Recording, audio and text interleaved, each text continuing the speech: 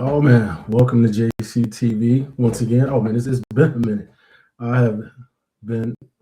Wait a minute, they cut my mic. I've had so many technology issues the last 2 weeks. Thought I got cut again.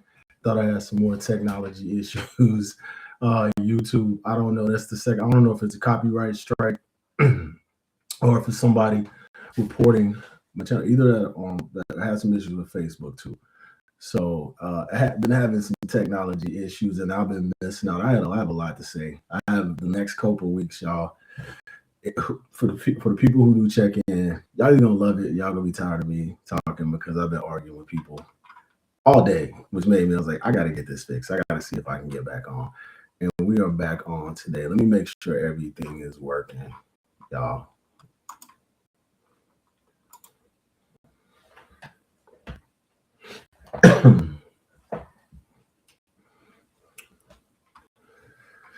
Let's see if we are working. See if we're live or not. Want to talk about Indiana, man. Want to talk about some college football. Again, people, I couldn't type fast enough today, so I hope those same people log on today so we can have this conversation.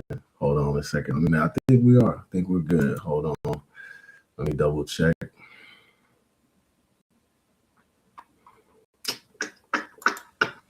Yep.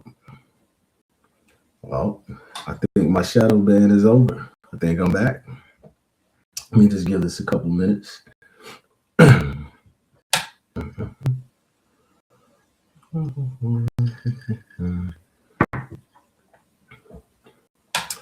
Just to tee up today, going to talk about the game last night, Indiana, Miami. Let's talk about the state of college football because this is spun into. We've heard just a ton of narratives come about just because people. You can tell Indiana kind of shook up the world. They've rocked the boat in college football because narratives that I have not ever heard before sports. But just give me a minute. I might have some people join me tonight, but yeah, just give me a minute. Y'all sit back, relax, just hold tight.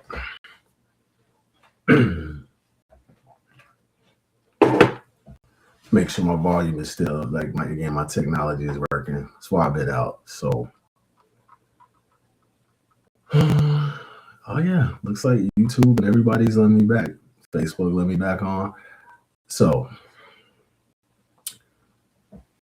first of all, congratulations to the Indiana Hoosiers. I never thought in a million years I'd be saying this. Congratulations to the Indiana Hoosiers for winning a college football championship. It sounds crazy to even say that. College football champions beat the Miami Hurricanes of college football blue blood, which gets me to I don't even know if that term blue blood is even going to mean anything going forward. Because yesterday, one thing I posted last night, I said this is good for college football. I truly believe the Indiana winning because if you look at college basketball and their tournament, one of the best sporting events in all of sports. I know there's a lot of teams there. Some teams don't have a shot at winning, but they truly have a larger field where people have a true chance to win the national championship. And for the longest time in college football, if you had 5 teams that had a real shot, you're lucky because there was a lot of politics involved, still a lot of politics involved. But you really and it was so stacked for these blue bloods to where some of the blue bloods got pushed out and didn't have a true opportunity to do it unless you're from a certain conference or a certain few conferences where you actually were given an opportunity to go play. Now with the state, and we know the transfer portal, NIL, has neutralized a whole bunch of that blue blood politics and things of that nature that's going on. So you truly have a team like Indiana that has a shot. And teams like Indiana, teams that got in the playoffs, truly have a shot to not just have a shot, they actually went and won it. So this is going to hopefully encourage and just motivate more teams to go do. Anybody can do what Indiana did. As you can see, I posted about it a couple times. Last they played Ohio State, they played Oregon, they played Alabama, then they played Miami. Every team that those last four teams they played had 50 plus 4 or 5 star players on their roster. 50 plus. And they beat them all. They beat some of them pretty handily, but then they beat them all with, I think, 7 or 8 4 or 5 stars on their roster. Now, that gets into one of the narratives that I keep seeing people try to, that people really don't like the fact that Indiana won. You can tell that people don't like that they won for a lot of reasons. The one narrative I keep hearing, and I have not heard this, like I don't hear it in high school football. I don't hear it in, well, I'll say, let me say that. I haven't heard it in high school football. I don't hear it in pros about how old a team is and they have an advantage because they're old. I have never heard this used in a negative light the way they're trying to use it to discredit Indiana. And honestly, they're not that old. And I'm still fact checking some of these. I posted it, so I should have fact checked it more. But from what I'm coming up with, it's actually accurate that the starting lineup for Indiana and Miami actually was older than Indiana, but that's not the narrative that people want to put out there. It doesn't fit. It doesn't just, it's not shareable. It's not something that looks sexy when you post it, talking about how old Indiana was. But even to that point, when did having experience become a negative thing? And I'm going to try to back into this and talk about the way people have been saying it. And it's just so much. I'm trying to keep it in line. First of all, I'm hearing this in like 23 is like ancient. Like they went and pulled these guys like, excuse me, like they got them from the NFL, like they got them from the pro ranks, and they just are out there playing. And these dudes are just so old. That's the narrative that people are trying to paint. 23. Their average is 22 point something. People rounded it up to 23. I think I don't think I know the COVID years and some of the players being around 6-7 years has just skewed people's opinion on all of college football.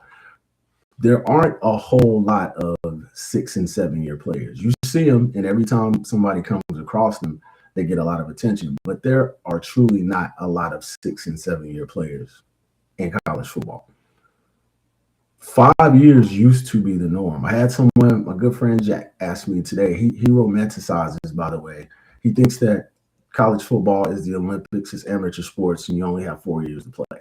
That's the thought that he has in his mind when it comes to college athletic. And I think he's maybe thinking about basketball. I think he went to UNC Chapel Hill, so obviously he's more of a basketball guy.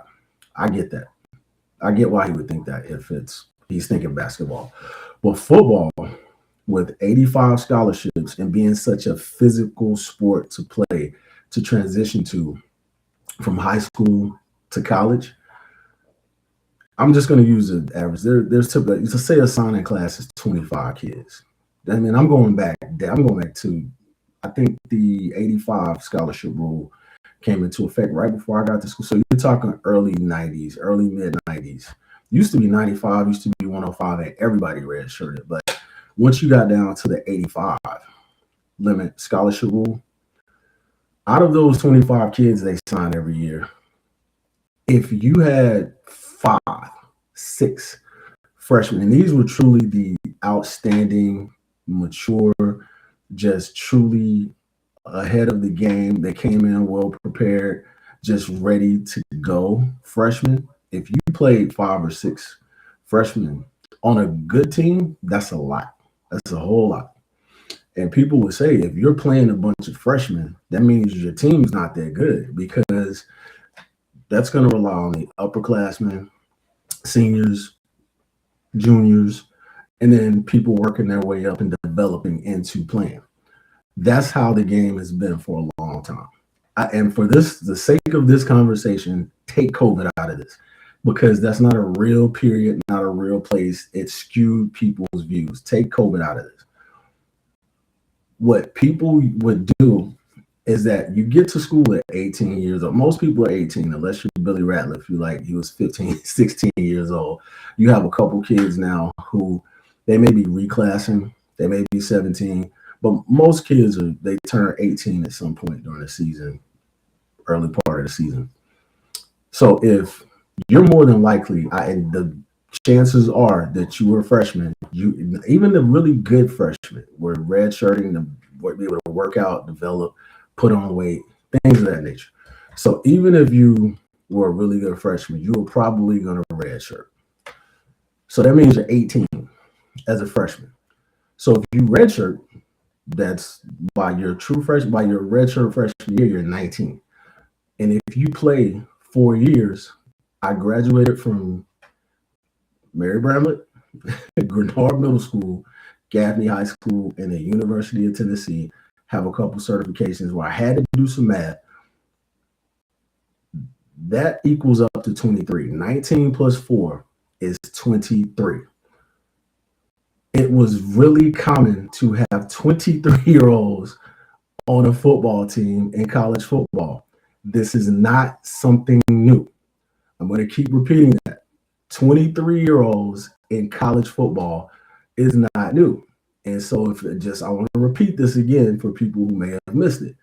You come in school at 18, more than likely going to redshirt. Now that may change over a little bit of time, but because now with people being paid the kind of money you're paying these kids, it's hard to sit them for a year when they're making that kind of money. But that's going to be offset by what we're going to talk about later, some of the transfers that you're going to get that's a little more experienced, that's a little older.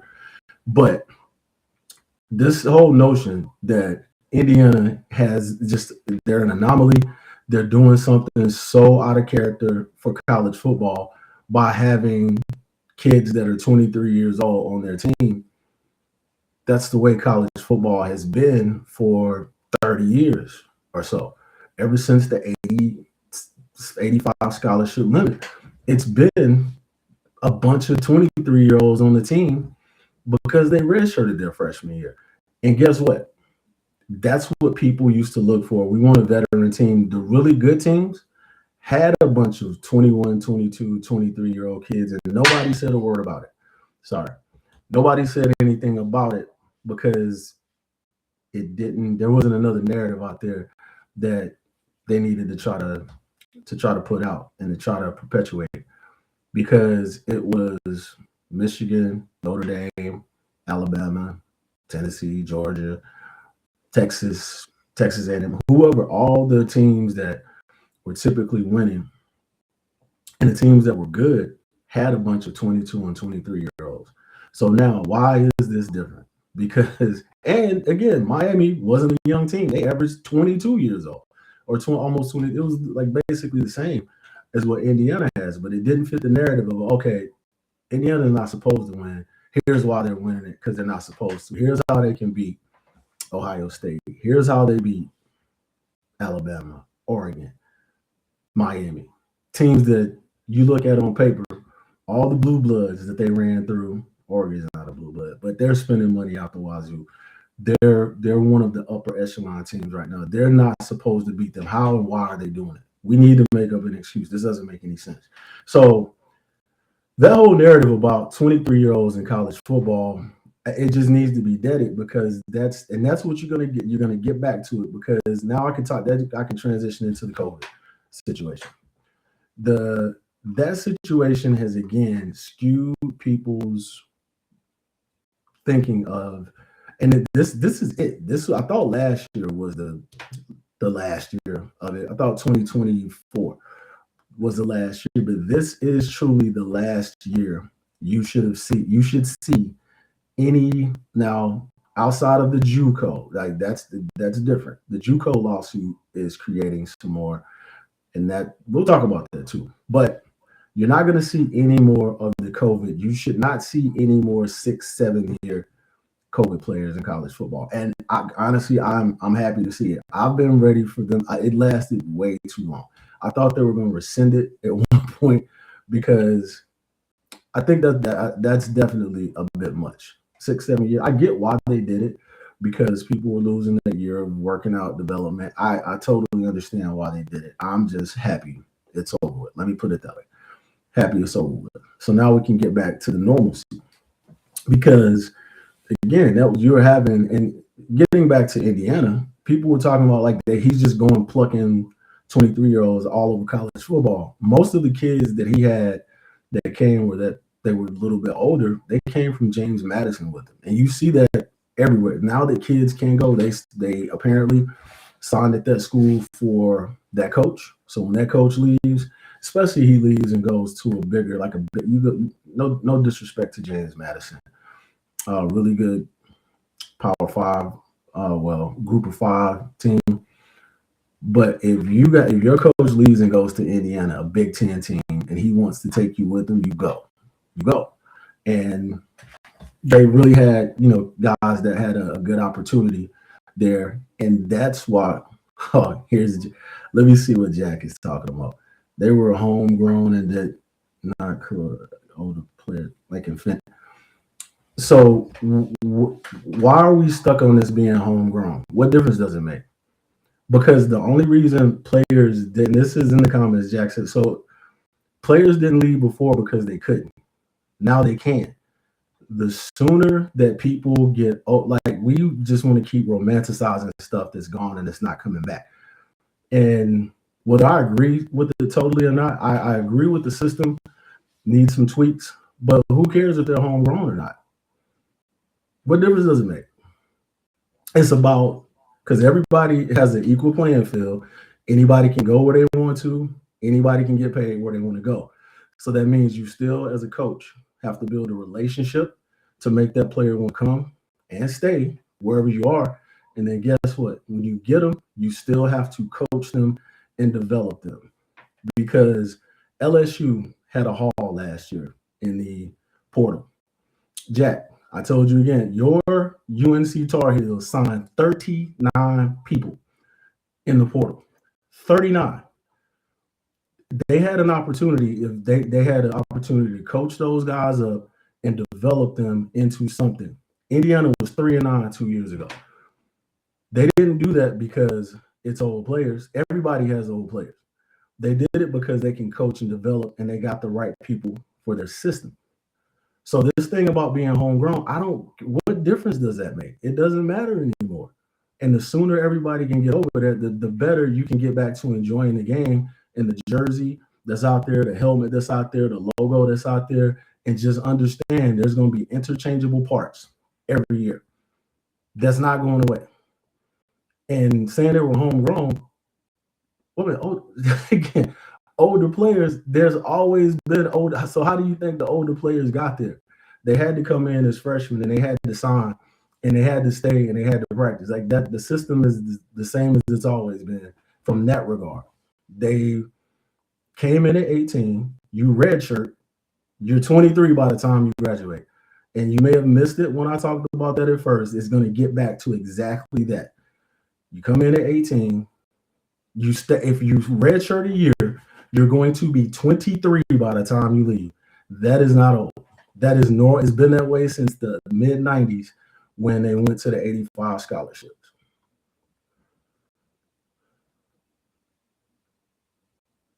The mix of so what point are you trying to get to? If in every level of, well, let me say this. I don't care if you're playing, even in Little League, because Little League has 2 levels, like uses 2 ages. It's like 6 and 7. You have 8 and 9. It gets to like you're playing with 2 age groups.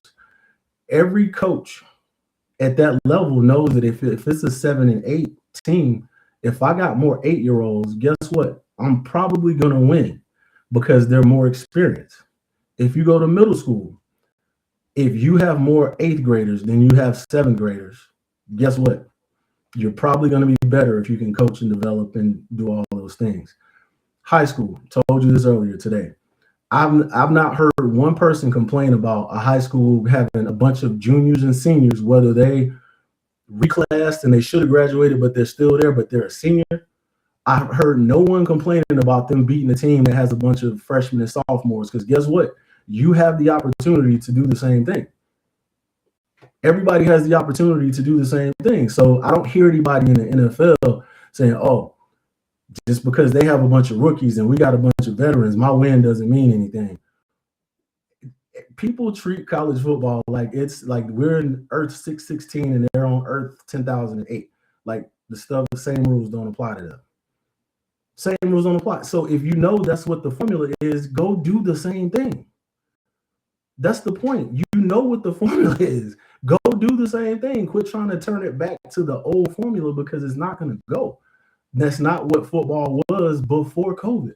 Before COVID, it signed 25, 30 players, redshirt 20, 25 of them, and then keep them for 4 years. But now it's different. So I'm changing. The mix is still the same. How you get that mix is what's different. That's the name of the game. Everything changes. Everything, literally everything changes. They were talking like this when back when professional sports didn't have free agency. Well, we drafted our players. We got them here. Like, players don't move. Well, now they move. So figure out free agency. Figure it out.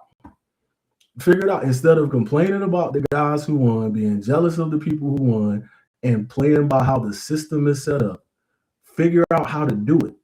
And figure out how to do it. And when you sign those 39 players and then turn around and sign 37 in a recruiting, no, it's the other way around. Either way, you had a back-to-back 37 and 39. You signed 37 high school kids.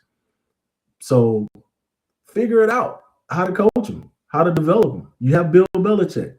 Figure it out. So that's what's I can't understand. What is the issue that people have?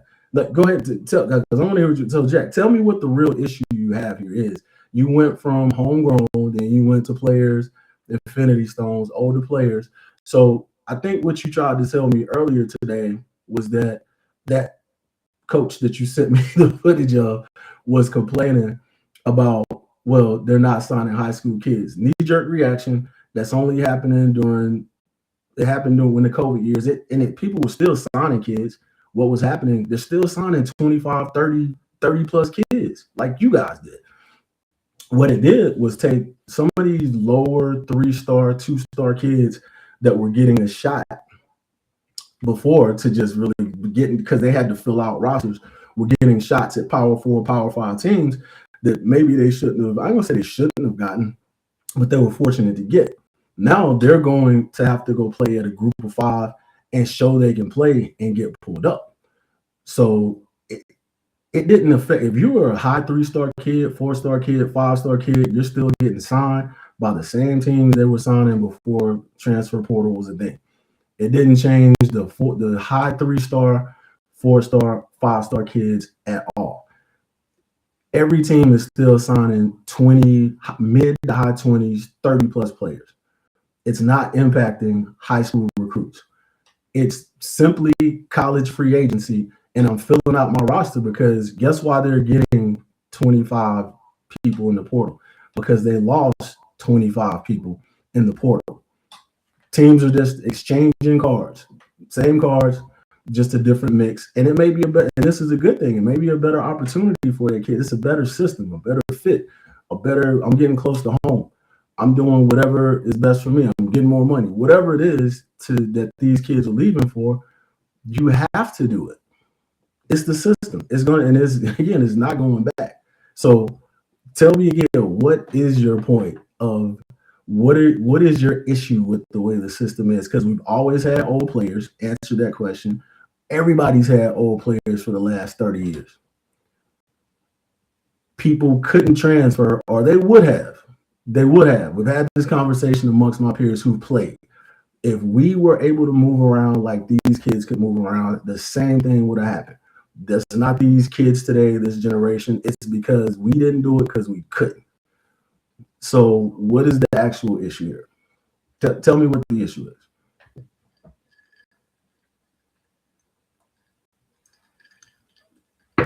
I'll wait for a second.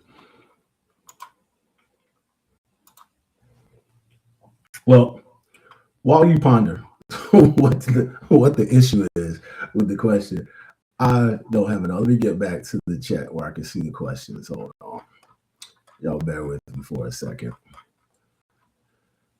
Jack is getting me fired up, y'all.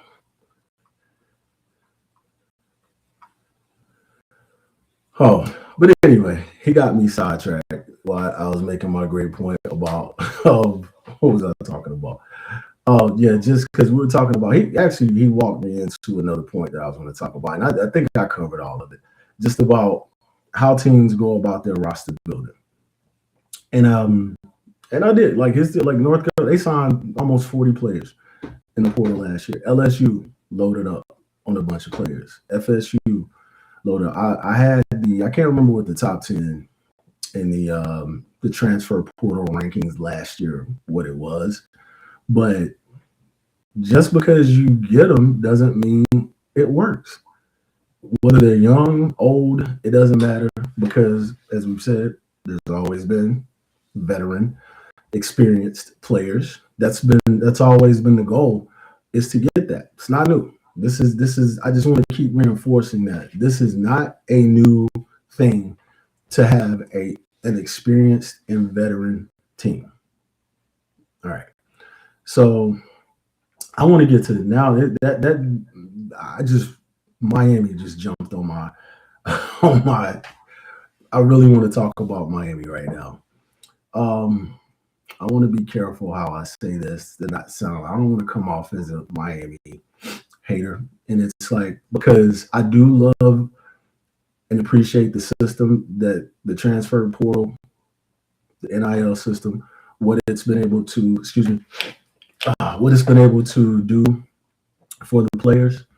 But there's some people and schools out there that are abusing the system. And they're actually, I think, going to be the downfall, or it's certainly not helping the perception of the system and how it works right now. And I think if, and I don't want to pick on Miami, but they have a couple of these situations right now. That situation with Menta, the quarterback from Duke, which that's not the first one this year. Now you slowly started to see people get or players get either the threat of a suit or sued or being told they have to honor their agreement when they're signing these multi-year deals, and schools are saying, I'm not going to enter you into the portal because you have not met your obligations with us. Specifically with Menta, he signed that 2-year, $8 million deal, and I think schools now are putting specific language in these deals that says if you don't fulfill your years or your time, then here's what we can do about it. Or here's what we're obligated to. We're not obligated to let you enter the portal. And with that particular situation, I got to take a couple minutes to just because look at what Miami has been doing at the quarterback position the last couple of years. I'm not even going to be salacious about how they contacted or talked to these people, but you go back to Cam Ward. Do I blame Cam Ward for taking that deal to go to Miami, South Beach, and to make whatever dollar amount he was making? No. He had a really good year, parlayed that into #1 draft pick. Then you have, I'll get back to you in a second, Jack. I'm on a rant right now. So then you have the next Carson Beck, who leaves the University of Georgia. The model after Alabama faded out, and then you have to put Clemson in there. Georgia, one of the model programs the last 10, 12 years or so. Model program as far as development, winning, taking care of their players, all that. You leave there because Miami paid you. And he wasn't in the portal yet before that deal, and that's the thing that I'm one of the things I'm getting at there. He wasn't in the portal. They offered it to him. They know they keep getting these 1 year rentals, and then they move on to another one. This situation with Mensa is the optics of it are really, really bad if you look at it out. Now, some of this is alleged reports, some of it is confirmed. Now, you heard, we all heard, and this was confirmed by Ty Simpson himself, that he wasn't in the portal. He was still at Alabama, did not enter the portal, actually entered the NFL draft, and Miami offered him 6.5 million to drop out of the draft and transfer to Miami. He wasn't in the portal. That's not allowed. It's not me snitching. Everybody knows that's not allowed. It's called tampering. They've done it multiple times. So fast forward to quarterback. I forget the gentleman's name. Sorry, first name. Mensa, quarterback at Duke, had a really great year. If I'm not mistaken, he was the ACC Offensive Player of the Year. Transferred in from Tulane the year before. Duke took a big chance on him because, no offense to Duke's football team, but if you had better options, you're not ending up at Duke. That's not your first option as a college football player, and put it that way. So Duke somewhat took a chance on him and then gave him a 2-year deal. He lived up to his bargain. They paid him. Everybody lived up to their deal. He told them in December, they asked, do you have any plans on leaving? You committed to us? He said yes. So you go through the early January, portal opens up. Every top tier quarterback that was in it signed elsewhere. Texas Tech gets one of the quarterbacks. Hoover goes to, I think, Iowa State. Then you have Beck goes to, follows his coach to Penn State. Levitt, that fiasco ends up, Miami thought he was going to get him. They didn't get him. So every top quarterback is now off the board. We're getting down to the end of the portal. The portal's about to close. As I mentioned, all the top quarterbacks that's at the level of Mensa, they're all gone. Nobody's there that can replace him. Last day of the portal, he tells and again, all of this is alleged. So I wanted to say that Miami goes to him and offers him. He has a sister that plays soccer. I think she may be a walk-on at Oregon, or she might be on a scholarship. I'm not sure. But they offered to his sister a full scholarship at Duke. They offered to pay out whatever his buyout was at Duke. Don't know exactly. So they're offering Ty Simpson 6.5. It was either the same or more to offer him that. And some other deals, I guess some Adidas deals and some other things that were discussed. But he wasn't in the portal. He wasn't. That's, again, temporary. You're not supposed to do that if the player is not in the portal. And Duke said no. And this happened with the Washington quarterback. Because that's when Lane tried to pluck him, tried to poach him. And they said, no, you have to deal with us. It was for another year. We're not entering you in the portal. He backtracked. So I haven't had a chance this evening to see what's going on with Mensa, but that has the potential to get ugly. And what even more so, like I said, the optics of it and what that means for everybody else. That's the ramifications for everybody else, and what this system is and what it does is what I think more people are concerned about. Is like, what are we doing here? How is this going to work? Because he left Duke in a bad situation. He potentially left Duke in a bad situation. You committed to him for 2 years. You told him multiple times you're coming back. Then the last day, when all the quarterbacks that could potentially replace you are gone, you tell them you want to leave. That's a bad look. And that's what people dislike. That's why like what could be a really great system. That's why a lot of people badmouth it, hate it, saying it's the end of college football, because of situations like that. It needs some tweaking. It needs some work, some restrictions, some guardrails around NIL and the portal. Right now, it's the Wild Wild West, and literally things are going on. And I think we're going to see some changes in the coming years. And again, I hope Miami doesn't break the system before they get a chance to make those. And it's not just Miami. It's also some other schools, Texas Tech. I mean, even like all these schools are somewhat bending some of what rules there are. They're bending them, but where they don't have rules, they're not always operating from a place of let's do what not just what's best for us in the short term, but let's do what's best for the sport in the long term.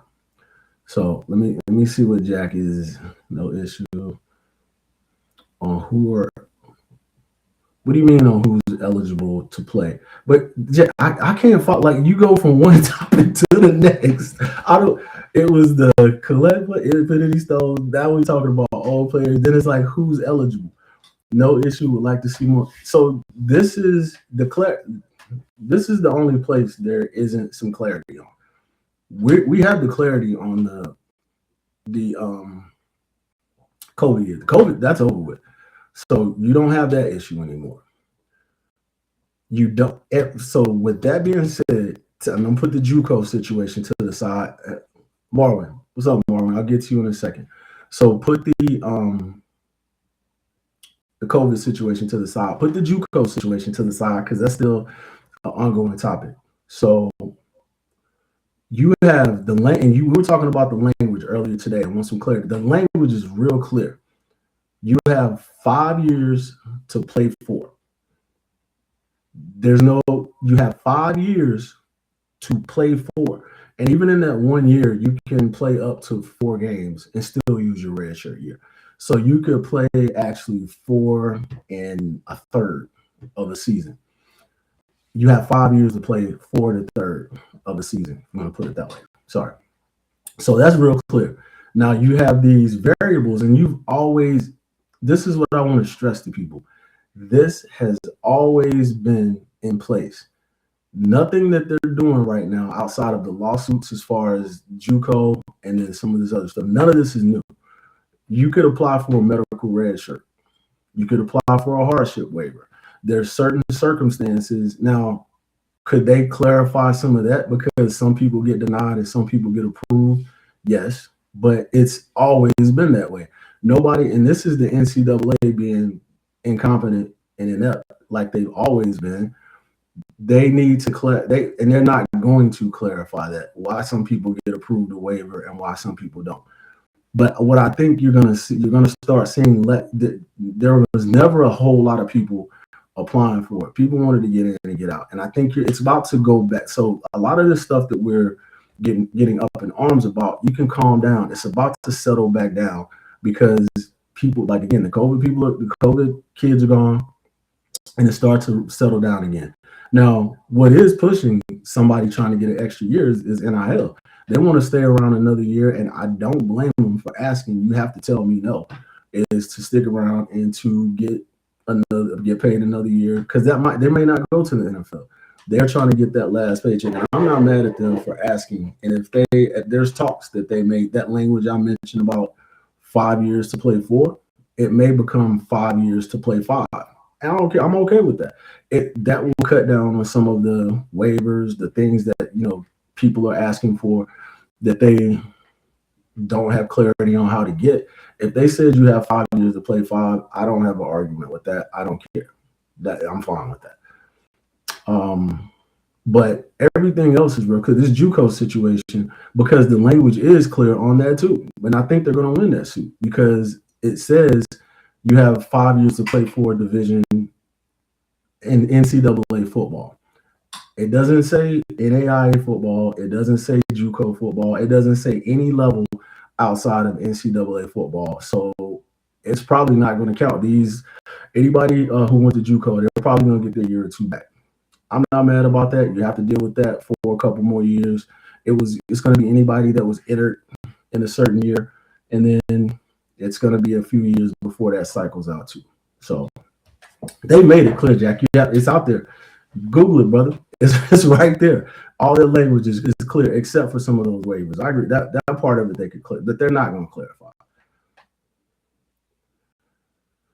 Let me see what more when all yeah, possible.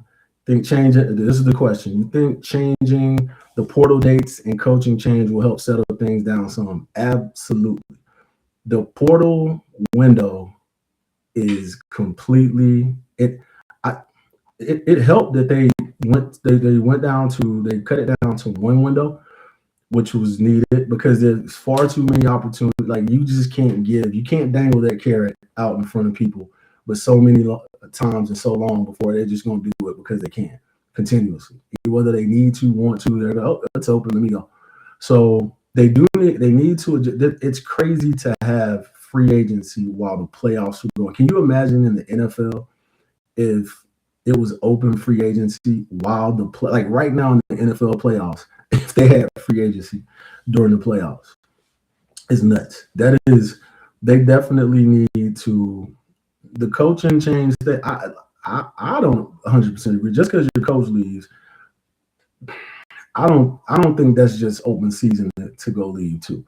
But that's just where we are right now, and that's not something for me to fight over. I wouldn't make a big deal about that because all that's going to do is lead to a lawsuit. Which that's why we're here anyway, because the NCAA was just trying to hold on to everything so tight they end up losing it all because they didn't give a little bit when they could have. But yeah, absolutely, they need to change the portal window and the timing of it, how long it's open, and I know people may not like this, but also I actually think one of the tweaks I think they need to make is that they need to relegate. You need to have you get two transfers over your 5 years. That's it. You can't I like transferring 4 or 5 times. There's people going on 7 schools. That's crazy to me. It's crazy.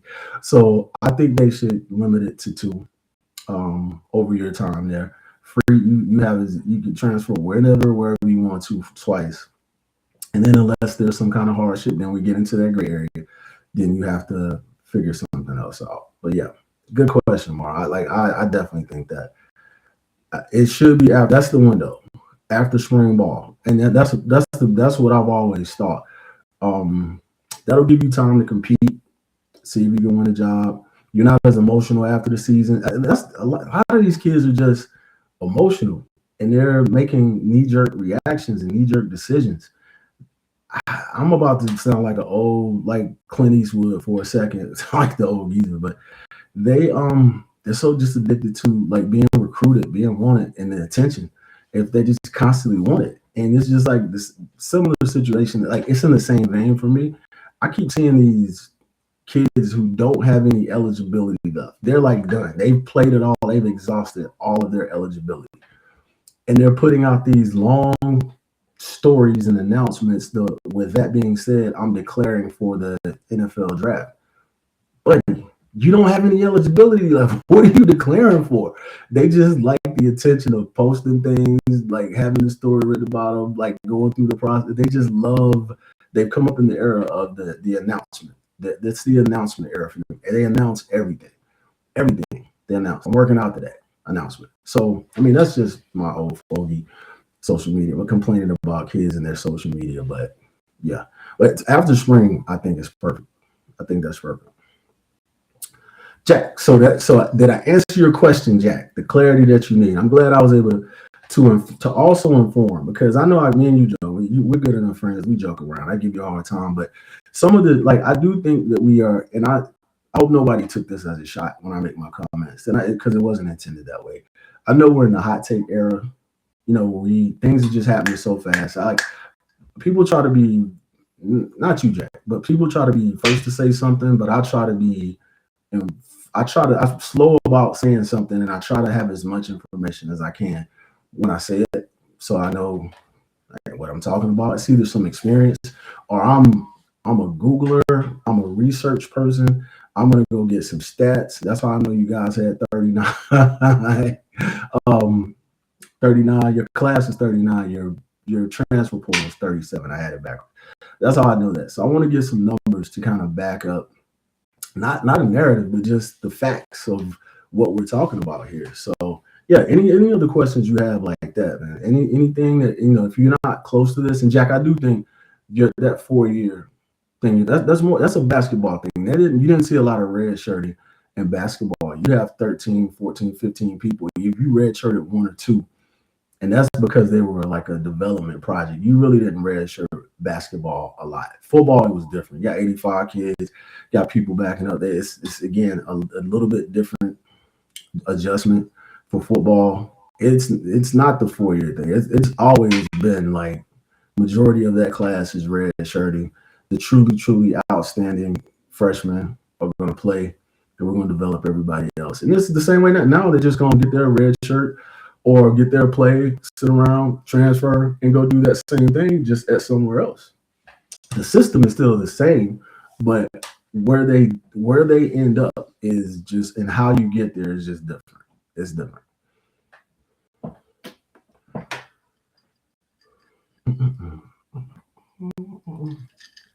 But let's see. No, it was a really good question, Martin. And again, definitely like the spring ball. After spring ball, like it's somebody, I'm gonna talk to all my friends, like to push for this, and people who have some common sense and have some influence. Move the portal to after spring ball, man. I know, but because even with class, like the timing that they have it right now, with some of the school systems and the way people are, they have to get into school, get enrolled, and things of that nature, makes it a little awkward doing it when they do it now. Just do it after spring ball. You finish out that semester, and then you can go to the summer wherever you want to go.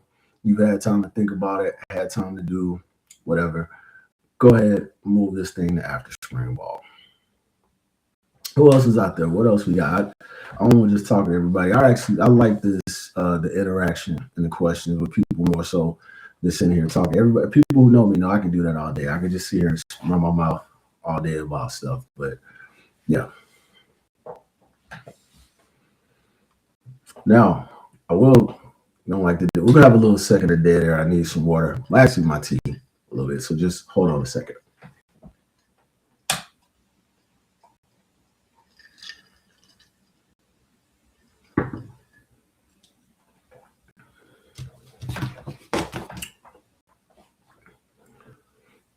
So I do have a question. So looking at what you guys have seen from the signing classes and the portal signings, who's the whoa no before I get to that, before I get this is it connects the playoff system, because I know they're debating going to 24. I'm for it. I know people were up in arms about it because of what happened to James Madison and what happened to Tulane. But if we didn't have the system that we have, we don't get Miami as a 10 seed making it to the championship game and really being like, from everything that I saw, we truly saw the two best teams playing for the national championship in college football last night. Those were the two obvious best teams that I've seen play this year. I know there were two of it, but even with Miami, they had the two lackluster losses. I do think the way they finished the season and the way they got hot in the playoffs, I don't even call it got hot. They just really found what they were trying to do, and that they two best teams. So taking this thing to 24, I think is that I don't know why Sankey and the SEC why they're holding it, because I do know the talk is that if they move to 24, it's going to do away with the championship games. And this is what a lot of us have already been talking about anyway. It's time for it to go. I know it has a special place in their heart because it was the first one. It set the stage. Like, that was one of the most simple but revolutionary things that I think that happened to college football, and just spurred a lot of the growth that we saw over the last 30 years or so. Was that the conference championship games, and the SEC was the first one. So I get why he doesn't want to just give it up that way, but we saw it this year, we saw it last year. It's been progressively happening. The conference championship games are not important anymore. You just crown a champion at the end of the season who had the best record. If there's a tie, you have co-champions. Call it a day. But they're going to the playoffs anyway. Just call them co-champions and call it a day. No need for the conference. I know there's big revenue, and you're going to get that revenue back some sort of way. You add another conference game, you're going to go send teams to the playoffs. You get this bowl revenue. You're not going to lose revenue. You should have lost the team in the playoffs last year when Alabama lost the way they lost the SEC championship game. They should not have been in the playoffs this year. So you avoid that going forward. So yeah, conference championships are going away. And I do think that next up, we got to figure out how to save or resurrect or reconstruct the bowl system because the bowls are much more important to college football than conference championship games. They're much older than conference championship games. Um, I think we have too many bowl games. we started that a while ago. Everybody, you get a bowl game, you get a bowl game, you get a bowl game. They need to save the obvious. I mean, of course, the Rose Bowls, the Orange Bowl, Sugar Bowl, Fiesta, Peach, Cotton, Gator. Like there's certain ones that you definitely have to save, and there's some other mid-tier bowls that they also need to save because you do. I mean, even with the 24 teams that if you think about that, 20 or 24 teams make the playoffs. That's the entire almost top 25. So there are teams that didn't make the top 25. That some of these group of five schools, even some Power Four schools that were good enough, didn't make the playoffs, deserve to go to a good bowl. You just need to have keep a condensed number of those. We can't have the 60 bowls that they currently have, but need to reconstruct the bowl system and the conference championship games. This need to go away. They're going away. sad to say, two-time SEC conference champion. But yeah, they're just going to just be regular season champions now. It's going to go. If not this time, next year.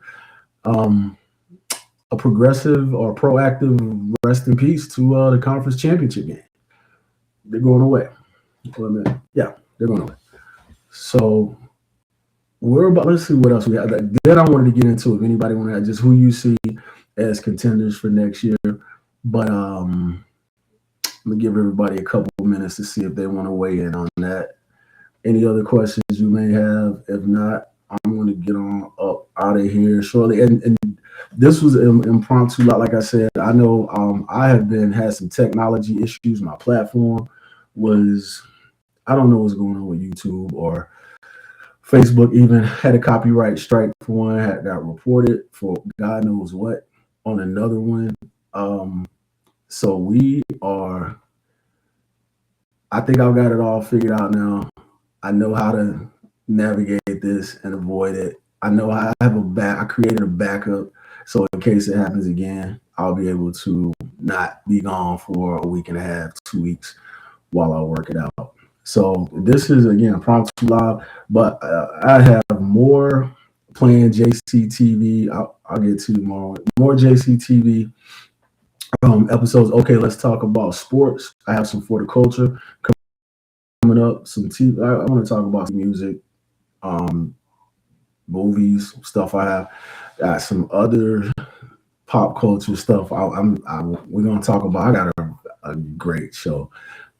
I don't even know if I'm gonna show my face. I might just help produce that one. I don't know if I'm gonna be on camera for that one because people tell you not to talk about religion and politics, and that's gonna be one of them. So you might see my name or somewhere on it. I don't know if I'm gonna be on camera for that one, but I think it's an amazing conversation that people will like to hear. I'm not sure. So, but that's gonna be out there. Let me see more. I don't think the portal won't allow us to pick a championship team. It can. We can. I'm gonna tell you. And there's people that know. I've started to appreciate Indiana last year. Really appreciated Indiana last year. I got on there. Of course, I'm a volunteer to the heart, but as a college football fan, as just a student of the game and watching it, you appreciate other really well-coached teams, other teams that play discipline, play really well for the entire game. I just like the way. I don't like the personality of their coach, Cignetti. I don't like him, but I don't let that keep me from appreciating what kind of job he does and what their team does. Look at the Final Four. You see, Ole Miss was going to be good. We knew Miami was going to be good. Um, Oregon, we knew they were going to be good. Texas A&M. Most of that playoff field didn't come out of like they didn't surprise anybody. They didn't come out of left field. So if you look real close, you can still see.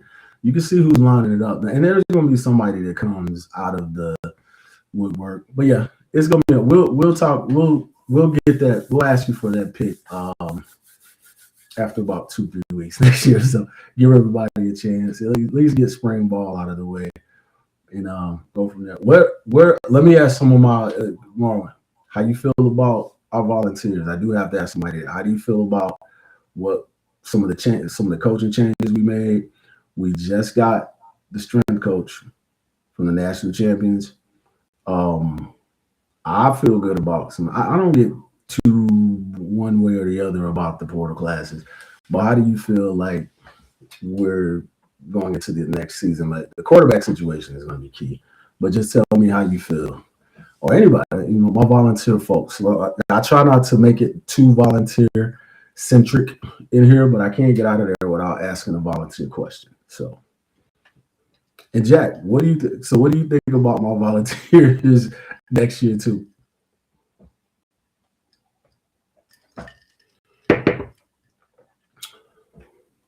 But I will say, I do love the strength coach, and that's I've the moves we made from a coaching standpoint.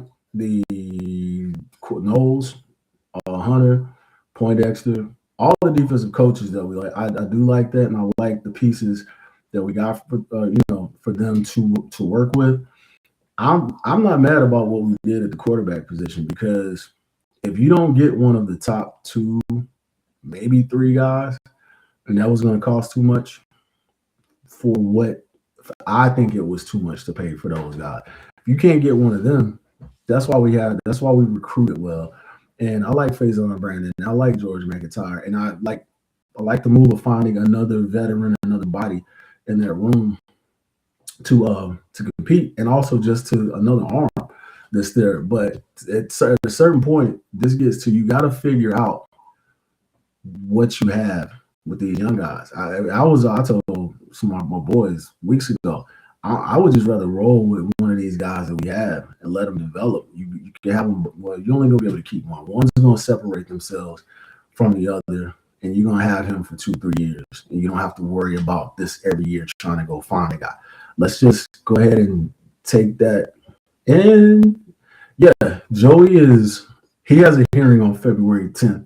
He's part of we're talking about the JUCO situation, the JUCO suit. So he has a hearing on February 10th to see if he gets his other year back.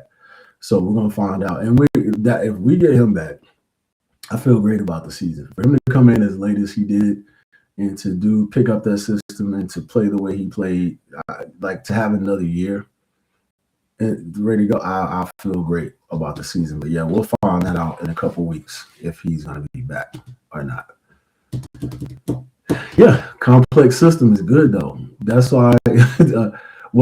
Miami had a complex system, and then you do have to simplify it sometimes. But he has been good about what we did against Ohio State year before last, and then in big games last year was. I was a fan of a lot of that is on the players too. I'm not going to put that all on our DC from last year. A lot of that is just players not making plays, not tackling, not doing the right things, and that's those are some of the things, not the system. But I hear he's big on, and we don't. I know we don't tackle enough in practice, and we hadn't tackled enough in practice. A lot of people don't. He's not one of these folks he's not a coach that is a thud him up, hands on. He likes to tackle and be physical in practice. So I'm more excited about that than I am, his system. Systems will take you so far, but being physical and being able to tackle take you further.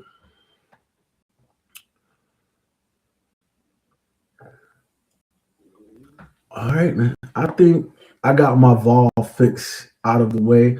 So I do want to appreciate you guys, appreciate you, Marlon, appreciate you, Jack. everybody else who popped in and popped out. I'm actually like gonna do. This was fun. I'm gonna do more of these lives. I've been doing by myself, but have some of the fellas in sometimes. No telling who else is gonna drop in. I'm gonna have some recorded drops, so I might do them live and then put them out there once they're recorded. But yeah, we'll have more stuff coming up. I don't know if I want to talk about the NFL or not. Oh yeah, I gotta talk. Some of these coaches. Hold up. I am gonna do not tonight, but I am gonna go live and talk about football. I just thought about it. We need to talk about that Denver Buffalo situation. Buffalo firing their coach, insane, and just talk about Seattle. Talk about Caleb. Yeah. I got a lot of NFL stuff I want to talk about too, in between for the culture and the rest of our conversations. So I appreciate y'all jumping on again, JCTV. Okay, let's talk about sports. Live conversation tonight. Like I said, we'll see you not tomorrow, Thursday, but I'm gonna try. I'll probably get another one in tomorrow too. Appreciate y'all.